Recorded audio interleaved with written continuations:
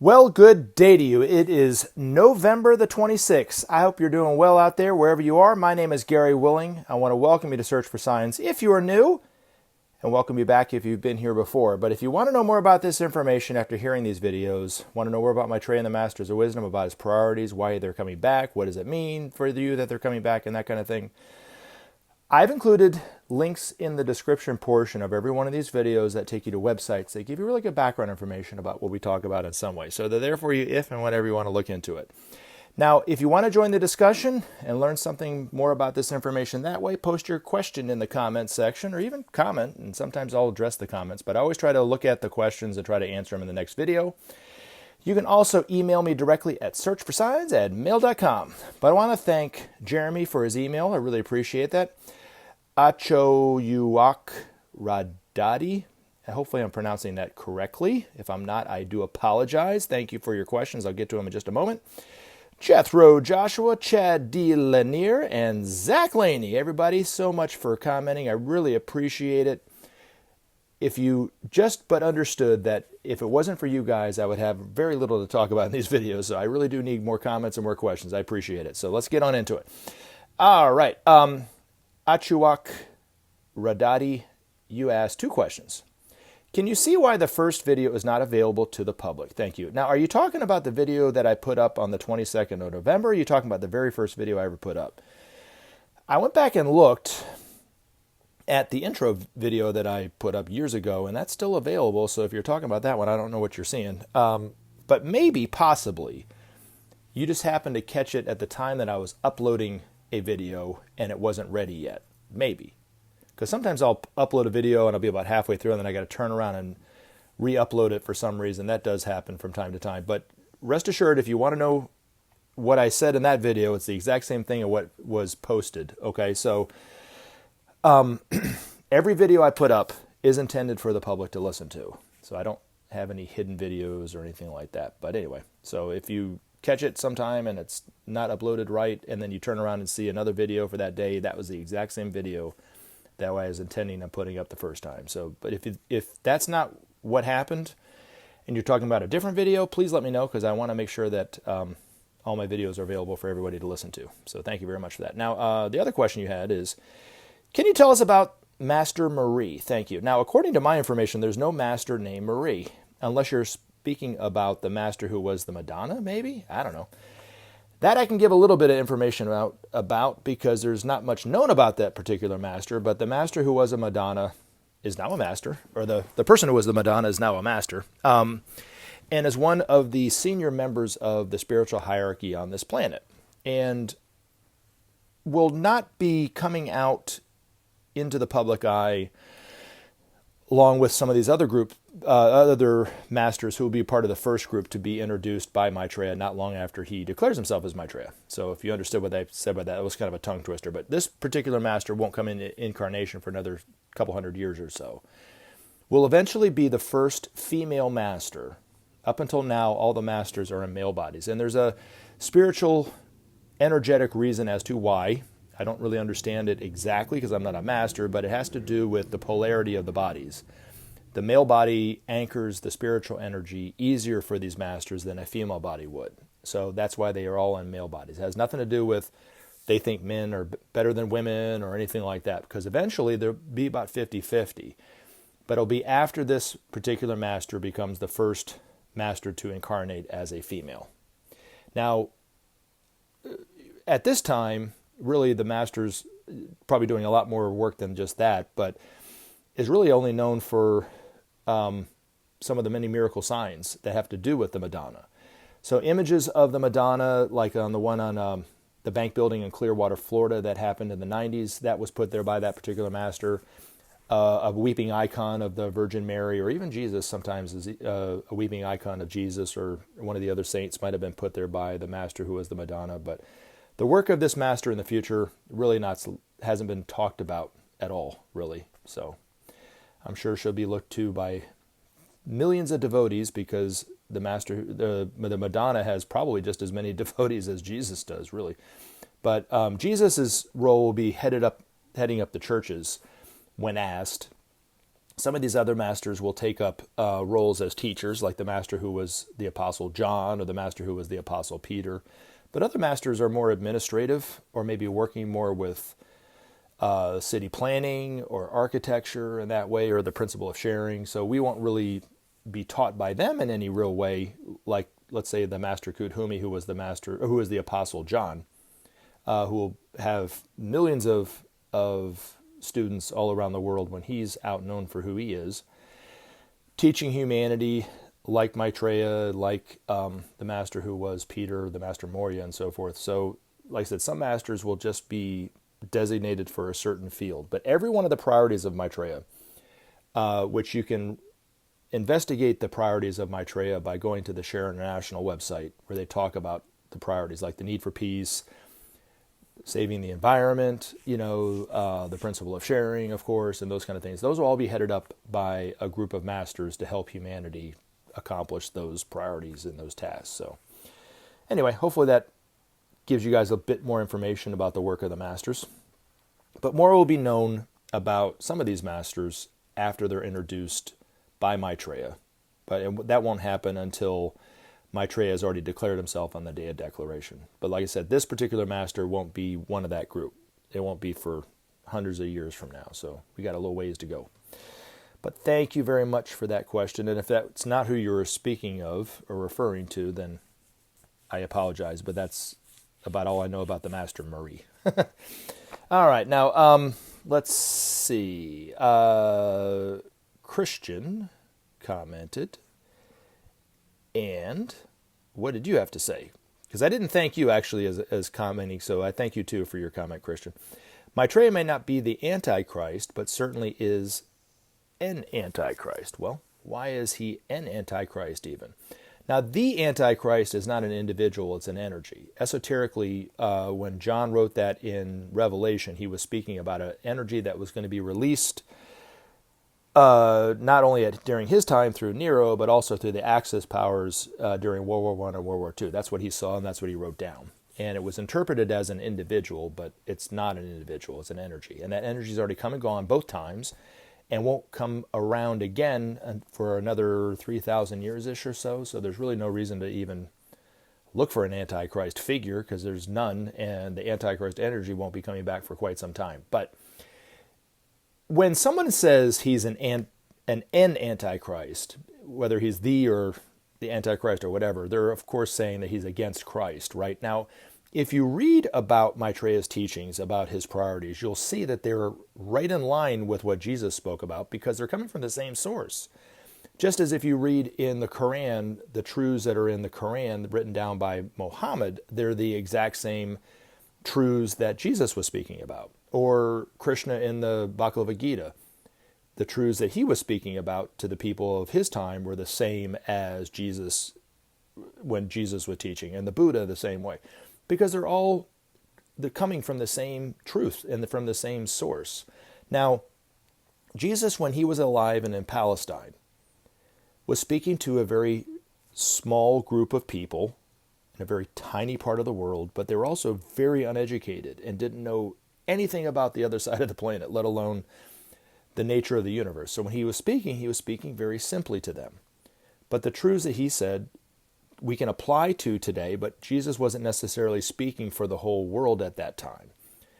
Now, Maitreya is and will be speaking to the entire world directly, and it's a totally different humanity, much more educated, much more knowledgeable about themselves and the universe. There's mass communications, there's social media, there's those kind of things. And like an example would be when Jesus said, "Those who live by the sword shall die by the sword." That was a universal truth about the law of cause and effect. If you're a violent person, what comes back to you is violence. Now, it's not necessarily violence that he was talking about. It could be anything. It could be criticism. If you're a very critical person, you're going to get criticism coming your way. If you lie, you're going to think everybody else is lying, because that's what you're putting out. You're getting back the exact same thing. But he wasn't necessarily speaking about it in terms of nations. That's why when the churches talk about their own particular country, they don't refer to it in this way. But Maitreya will be educating humanity about the need for harmlessness not only amongst individuals, but also amongst nations. So when a nation attacks another nation, like the United States has done better than any other nation in the history of the world, that violence comes back to them, back to us, because I'm an American, comes back to us in the exact same way that we put it out. It's the law of cause and effect. So Maitreya will be teaching humanity that not only is that pertain to you as an individual, but your nation must live within that law too, or that karma will come back to them, that group in that way. And that goes for any nation, not just the United States. So he's speaking these truths, but to the entire world in a different way. But the truths are what's central to his teachings and central to Jesus's teachings are one and the same. Now, I know what you're going to say. You're going to say, well, Jesus also said, believeth in me, those who, those kind of things. But a lot of that was misinterpreted by what Jesus was talking about. But even then, a lot of the dogma and a lot of the pedalization of who Jesus is as the only true Son of God and what people believe was put in there long after Jesus came and went. Now, Jesus didn't write anything down, so we don't have anything firsthand about what he said. We're only taking it secondhand anyway, but a lot of those things weren't meant to be put in there. They were just put in there for whatever reason, whether it was to control the masses of the people like the church liked to do at the time and still like to do, or they were put in there because they thought it was a great idea. But a lot of the things that people attribute to the teachings of Jesus weren't the teachings of Jesus. They were the teachings of people, you know what I'm saying? Or the dogma of people, or the misconceptions of people and so forth. So you can even say, when you read about Jesus's life and how he interacted with the people, how he loved the people, how he had no enemies and those kind of things. Even upon the cross, he did not have one single enemy. Loved the people who were persecuting him unconditionally. Loved them the same way that he loved his closest disciples. Yet they turn around and they try to interpret what they think Jesus is going to come back as, this judge, to judge the wicked and reward the faithful, to smite all his enemies. It's totally different than what Jesus and how Jesus really lived and how he taught when he was alive. So the other thing too that I would say to this is, in the Bible, the Sanhedrin, when they were confronting Jesus, they were scared to death of his influence on the people, what he represented, which was the future, not the more of the same and more of the past, which was what they were trying to keep in place, because that was their power, right? So they called him all sorts of names. They, called him a demon. And what did Jesus say? Well, if I'm a demon, then why am I casting out demons? Now, he didn't say it like this, but that's kind of counterintuitive to do. So the same thing could apply to anybody, let alone Maitreya. So if Maitreya is trying to inspire and teach humanity how to rid ourselves of evil, like the evils of war, the evils of starvation in a world of plenty and those kind of things, and how to do it through the principle of sharing and those kind of things. Well, wouldn't the same principle apply? So if he's evil, why is he trying to rid the world of evil? Makes no sense.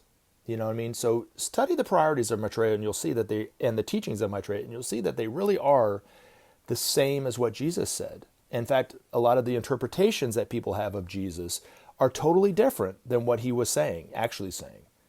So when people pedalize Jesus as the only true Son of God, they miss on what he really said.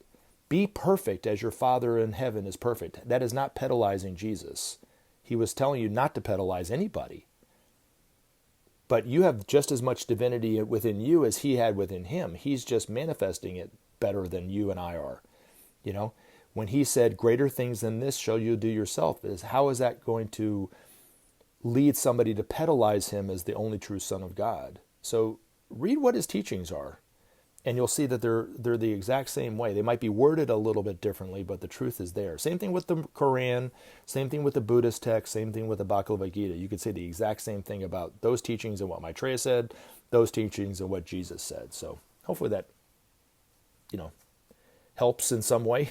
So lastly, I have a question, and this one has actually made me laugh. Chad D. Lanier, sorry, what laws exactly did Trump break? I don't know if I can record a long enough video. But, I'll start by saying this. There's a reason why they called him Teflon Don, and they still call him Teflon Don, because he seems to evade all the punishment that was supposed to come his way by all the laws he broke, and I am going to list out some exactly. So let me get to that real quick. But I'm not going to go from before he declared himself as a presidential candidate, right? But there were women that came out and said that he has sexually assaulted them. I guess that could be against the law, right?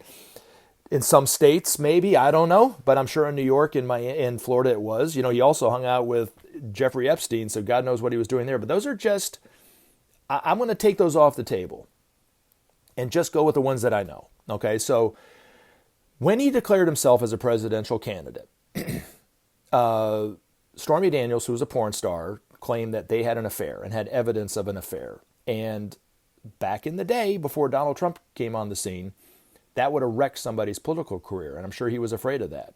Well, I don't think he had anything to fear. I don't think it would have really mattered, but he paid her off $250,000. He paid her through his lawyer, Michael Cohen, and directed him to give her the money.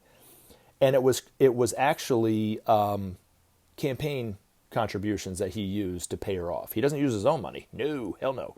He used somebody else's money that was supposed to be given for his campaign to pay her off. That's illegal.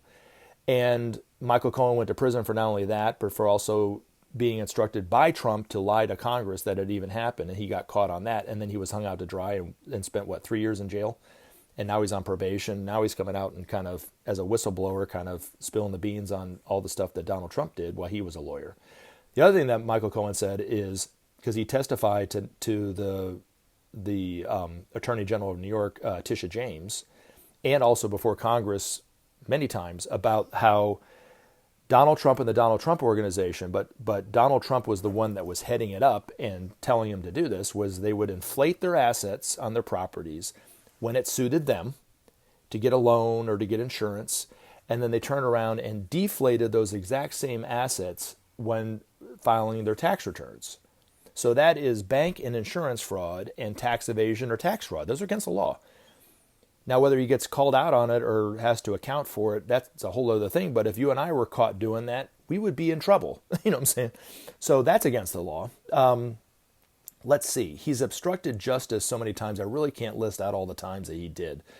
But he's witness tampered. He's either roundabout threatened witnesses who are about to testify against him, or kind of said, you know what, I got your back, you don't have to testify, and then they end up not testifying or something like to that effect. So he's done that. But let's go to the more of the ones that are kind of cut and dry. Okay, so one that, this isn't cut and dry. This one's kind of vague, but you could really look at it. But when it comes to inciting a riot or inciting an insurrection like he did on January 6th, it could be said that he did, because the end result was they did riot in the Capitol, and they did try to stop an official congressional proceeding, which is against the law. But did he do anything with it? Was that him? Well, more and more people are coming out saying that he was aware of what was going on. He was aware that what he was going to say was going to do that, and he wanted that to happen. But let's just take that off the table and say, okay, well, we can't really prove that. But what can we prove? Well, election tampering. Right after the election, he was out there telling everybody that it was a fraud, even though he knew, and a hoax, even though he knew that he lost the election. And some of his inner circle have been testifying to that effect. There's even been recordings of Roger Stone, who was one of his advisors, and Steve Bannon, who was one of his advisors, who came out and said on these recordings that even if he does lose, it doesn't matter. They're just going to claim that he won, and good luck with the Democrats trying to play catch up, because they would never be able to win that argument. And that's what they did. Now, he also, and this is also breaking the law, this is one example that happened between the election in November and by the time he got out of office, he was recorded calling the Secretary of State of Georgia, Brad Raffensperger, and I'm trying to quote it. It's not exact. You can listen to the whole video or the whole audio if you want, but he said something to the effect of, I just need 11,780 votes, which is one more vote than I need. Give me a break. And then he started saying that he won the election, and the Secretary of State said, no, you didn't. And then he says, well, there was fraud. And he goes, no, there was no fraud. We did the election, then we did the recount, and then we did another recount, and it all came back the same. There was no fraud, Mr. President. And he goes, oh, yes, there was. Give me a break. All you have to do is just claim that there's fraud, and I'll do the rest. Those are words. he said this. This is election tampering, not to mention all the fake elector schemes that he did, which is a whole other series of crimes that he committed, that we could get into if we had more time. But anyway, so then you talk about the inciting of a riot or inciting of a insurrection. Yes, no, maybe so, maybe he did. But then this year, with the whole Mar-a-Lago incident where the DOJ, raided his, and that's what it was. It was a raid. Just they would do the same thing to my house if I had classified documents hidden in my closet. Right? They would raid my house. They wouldn't care. They wouldn't give me an opportunity either to give it back to them. They would just take it from me. Believe me. So they bent over backwards to accommodate this man because he was the former president. But they went down there in January. He said he didn't have any documents, which is a lie. That's obstruction of justice. And then they turned around and said, yes, you do have them. And he said, okay, well, here they are. And then he said, is this it? And he said, yes. And his lawyer, was it Christina Haba?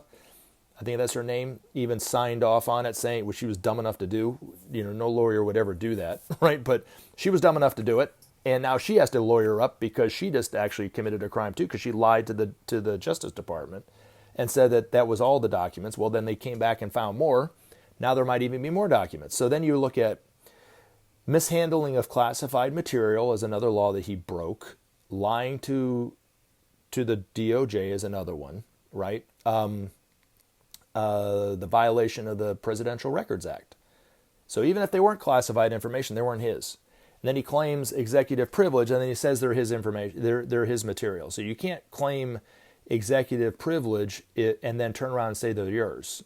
That doesn't work like that. And you can't just say that a president can think it to be declassified or even say it as declassified. There's a whole process they have to go through because there are other departments that would have that material, for instance, as classified. And if he just is sitting in the White House and goes, it's declassified, now I can do whatever I want with it, then A, it's public record. Now everybody can read what he had in there. Okay, that's one thing, too, if it's declassified.